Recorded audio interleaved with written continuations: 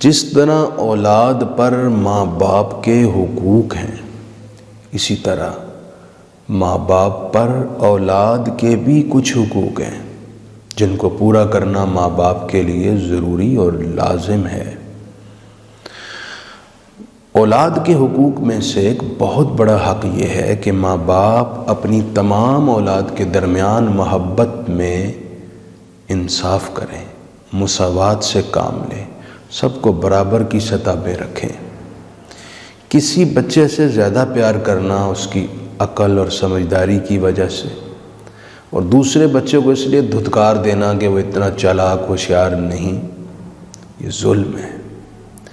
کسی بچے کی خوبصورتی کی وجہ سے اسے محبت زیادہ دینا، کوئی اتنا خوش شکل نہیں اس کو اہمیت نہ دینا، یہ ظلم ہے۔ کسی بچے کو اس کی ایکسٹرا ایبیلٹی کی وجہ سے پرائورٹی دینا اور دوسرے بچے کو اس کی اتنی زیادہ قابلیت نہ ہونے کی وجہ سے نظر انداز کرتے رہنا، یہ ظلم ہے۔ کچھ بچوں کی شادیاں کر دینا، کچھ کی شادی نہ کرنا، کئیوں کی شادیوں میں بہت ایکسٹرا خرچ کرنا، کئیوں کی بالکل سادگی سے کر دینا۔ معاشرے کے اندر ایسے بھیانک رویے بھی ہیں کہ مائیں یا باپ اپنی جوان بچیوں گھر میں بیٹھی بوڑھی ہو رہی ان کی شادی نہیں کرتے، کوئی ایسا خاص سبب بھی نہیں ہے، بس یوں ہی انہیں نظر انداز کر رہے ہیں۔ اور میں یہ عرض کروں، ہماری سوسائٹی میں اس بات پر تو بہت زیادہ زور ہے کہ ماں باپ کے بہت حق ہیں اولاد پر، لیکن اس بات پر شاید بالکل نہیں یا بہت کم زور دیا جا رہا ہے کہ ماں باپ کے سر پر بھی اولاد کے بہت سارے حقوں کا بوجھ ہے، اور معذرت سے کہوں تو ماں باپ بہت کم تعداد میں ایسے ہیں جو ان حقوق کو پورا کر رہے ہیں۔ یہ جو اولاد کے اندر ایک کو ترجیح دینا، دوسرے کو نظر انداز کرنے کا رویہ ہے، اس وجہ سے اولاد کے درمیان آپس میں بھی بغض، اناد، عداوت اور دشمنی پیدا ہو جاتی ہے۔ گویا کہ ایک فیملی سسٹم جو اسلام نے دیا وہ سارا تباہ و برباد ہو جاتا ہے، اور بعض اوقات یہ عداوت اتنی بڑھ جاتی ہے کہ وہ ایک دوسرے کو نقصان پہنچانے کی بھی کوشش کرتے ہیں۔ قرآن مجید کی سورہ یوسف کی آیت نمبر 8 میں فرمایا گیا، اذ قالوا لیوسف واخوہ احب الی ابینا منا، کہ یوسف علیہ السلام کے بھائیوں نے جو آپ کو قتل کرنے کا منصوبہ بنایا، اس کا ایک سبب یہ تھا، انہوں نے کہا کہ ہمارے والد گرامی حضرت یوسف اور ان کے بھائی بنیامین سے پیار زیادہ کرتے ہیں اور ہمیں اتنا پیار نہیں کیا جاتا۔ ان کی سوچ یہ تھی اپنے اینڈ سے، اس وجہ سے وہ اپنے بھائی کے ساتھ حسد میں مبتلا ہوئے اور انہیں نقصان پہنچانے کے لیے قتل کے درپے ہو گئے۔ نبی رحمت سرور کون و مکان صلی اللہ علیہ وآلہ وسلم، جو کائنات میں سب سے بڑا اور کامیاب انقلاب لائے، آپ کی سیرت میں ہر گوشے، ہر پہلو سے امت کے لیے رہنمائی ہے۔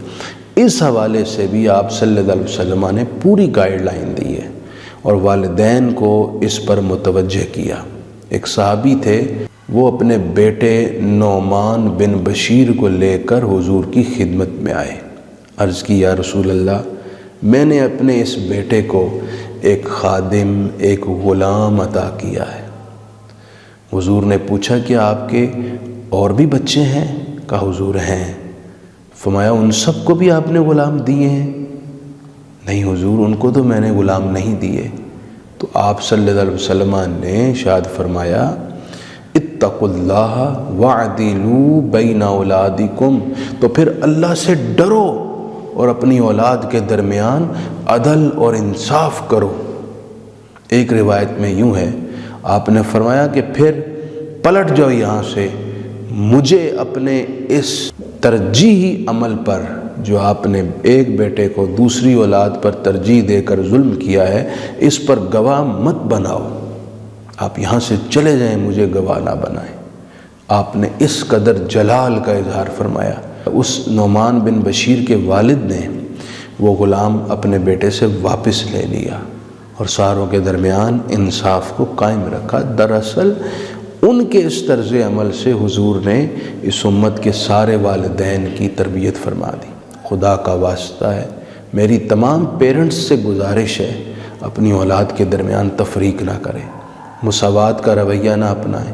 لڑکا ہے یا لڑکی ہے، سب سے برابر کی محبت کریں۔ اگر ایک کو عطیہ اور گفٹ دیتے ہیں اور دوسروں کو نظر انداز کرتے ہیں تو یہ مساوات پر مبنی سلوک ہے۔